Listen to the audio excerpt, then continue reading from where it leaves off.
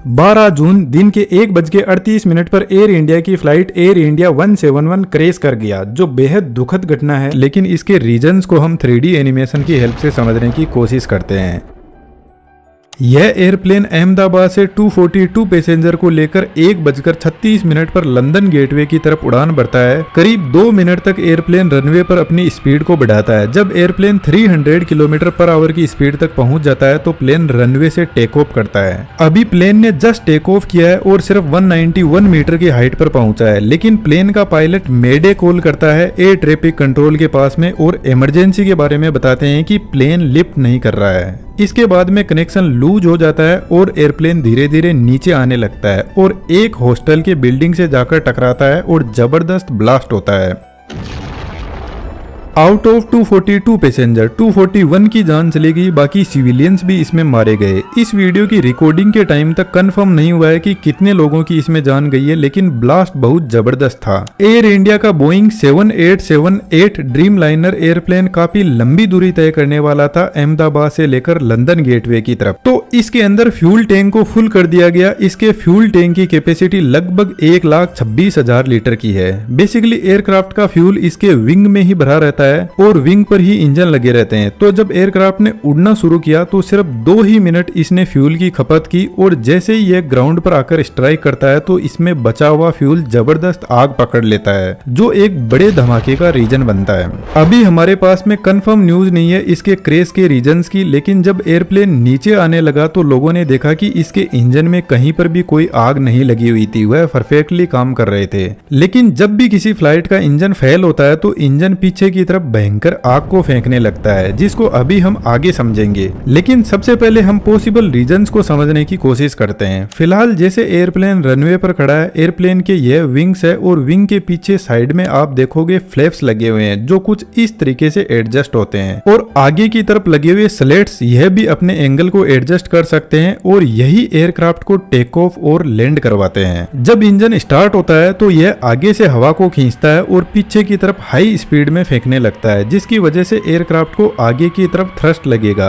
और airplane runway पर दौड़ने लगेगा। लेकिन यह जो कंडीशन है इसमें सिर्फ इंजन की पावर से एयरप्लेन आगे बढ़ रहा है। यदि हमने फ्लैप्स और स्लेट्स को एक्टिवेट नहीं किया तो एयरप्लेन सिर्फ रनवे पर चलता रहेगा, टेक ऑफ ही नहीं कर पाएगा। लेकिन जैसे ही पायलट फ्लैप के एंगल को बढ़ाते हैं, एयरप्लेन धीरे धीरे टेक ऑफ करने लगेगा। इसके पीछे सबसे बड़ा रीजन है इनकी डिजाइन, जो एयरफॉइल मैकेनिज्म को फॉलो करती है। जैसे यह एक एयरफॉइल मैकेनिज्म है, जब हवा इससे टकराती है तो कुछ इस तरीके से आगे निकल जाती है, लेकिन जब हम इसका एंगल बढ़ाते हैं तो अब आप देखोगे कि यह एयरफॉइल के इस पॉइंट पर हवा का जो प्रेशर है वह ज्यादा लगने लगेगा और ऊपर से जो हवा जा रही है वह सीधी निकल जाएगी। तो इस पॉइंट पर एयर का जो प्रेशर है वह लो हो जाएगा। और हमें अच्छे से पता है चीजें हमेशा हाई प्रेशर से लो प्रेशर की तरफ बढ़ती है। तो जैसे ही पायलट एयरप्लेन के फ्लैप और स्लेट एक्टिवेट करता है तो विंग के ऊपर की साइड में लो प्रेशर जनरेट होगा और एयरप्लेन टेक ऑफ करने लगेगा। लेकिन एयर इंडिया के बोइंग 7878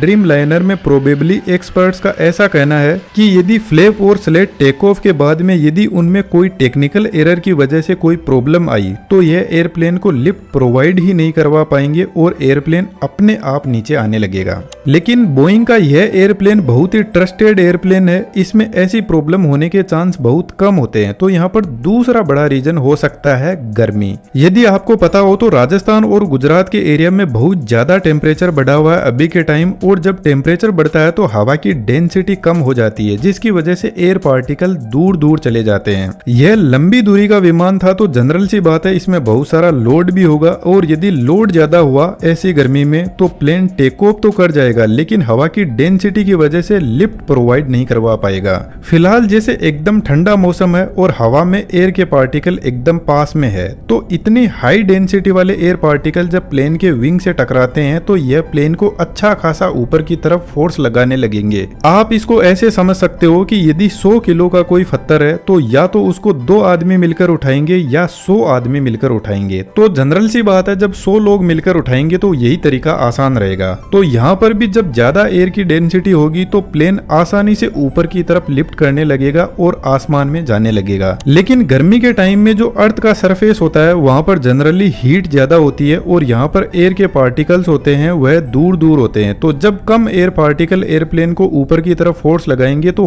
हो सकता है कि यहाँ पर जो इंजन थ्रस्ट जनरेट कर रहा है वह सफिशिएंट ना हो, और यदि ऐसा हुआ तो इंजन यदि अपनी फुल पावर पर भी चल रहा है तो एयरप्लेन एक तो लोड और सेकंड हवा की लो डेंसिटी की वजह से धीरे धीरे नीचे आने लगेगा। इसलिए जनरली यदि आप नोटिस करोगे इंडिया, दुबई, मेक्सिको जैसी कंट्रीज में रनवे की लंबाई ज्यादा रखी जाती है ताकि प्लेन गर्मी में भी सही से टेक ऑफ कर सके। लेकिन दोस्तों एक इंपॉर्टेंट बात मैं आपको बता देता हूँ, एक बार प्लेन के टेक ऑफ करने के बाद में यदि इंजन में कहीं पर भी कोई प्रॉब्लम आती है तो पायलट कुछ भी नहीं कर सकता, उसके कंट्रोल में कुछ नहीं होता है, क्योंकि प्लेन को वापस जल्दी से टर्न देकर रनवे पे नहीं लाया जा सकता। तो यहाँ पर हो सकता है कि यदि कोई बर्ड बाई चांस यदि इंजन में फंस गया हो तो यह भी एक बड़े हादसे का रीजन बनता है, लेकिन इसके चांस कम है। फिर भी हम समझते हैं कि एक बर्ड कैसे इतने बड़े एयरप्लेन को क्रैश कर सकता है।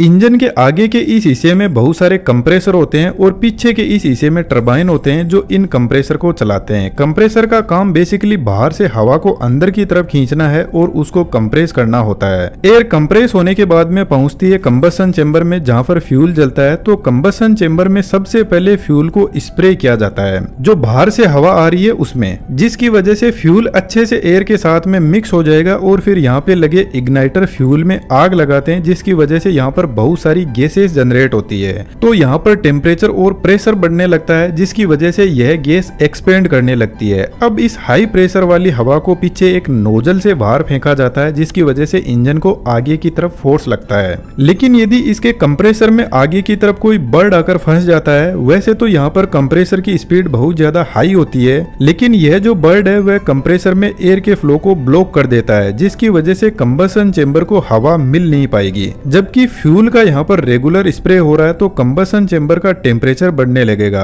अब एक प्रॉब्लम तो यहाँ पर है कि कंबसन चेंबर का टेम्परेचर बढ़ने लगेगा जिसकी वजह से यहाँ पर आग लग सकती है। दूसरा रीजन यह है कि फ्यूल को जब प्रॉपरली ऑक्सीजन की सप्लाई नहीं होगी तो वह बिना जला हुआ ही इंजन से बाहर की तरफ निकलने लगेगा और जैसे ही उसको ऑक्सीजन मिलेगी तो वह एकदम से आग पकड़ लेगा। इसी वजह से जनरली यदि कोई बर्ड कंप्रेसर में फंस जाता है तो इंजन में से तेज आग बाहर निकलती है। यह जो प्रॉब्लम होती है इसको कंप्रेसर स्टॉल बोलते हैं, जिसमें कंप्रेसर को प्रॉपर हवा की सप्लाई नहीं मिल पाती है। इसके अलावा दोस्तों एयरप्लेन एक बहुत ही टेक्निकल मशीनरी होता है जिसमें और भी बहुत सारी इंजीनियरिंग काम करती है। तो कहीं पर भी कोई भी फेलियर हो सकता है और इस फेलियर का तभी पता चलेगा जब ब्लैक बॉक्स से फ्लाइट डेटा रिकॉर्डर की हिस्ट्री मिलेगी। ब्लैक बॉक्स बेसिकली एयरप्लेन की हर एक एक्टिविटी को रिकॉर्ड करता है। उम्मीद करता हूँ आपको बहुत कुछ समझ में आया होगा। जैसे ही हमें कंफर्म न्यूज मिलती है तो हम फिर से इस पर वीडियो बनाने की कोशिश करेंगे, लेकिन दोस्तों कुछ वीडियो ऐसे आए हैं जो वाकई में बहुत विचलित करने वाले हैं, जिससे अंदाजा लगता है कि ये एक्सीडेंट बहुत ही ज्यादा खतरनाक था। बस उम्मीद है कि भगवान उनके परिवार के लोगों को हिम्मत और शांति दे।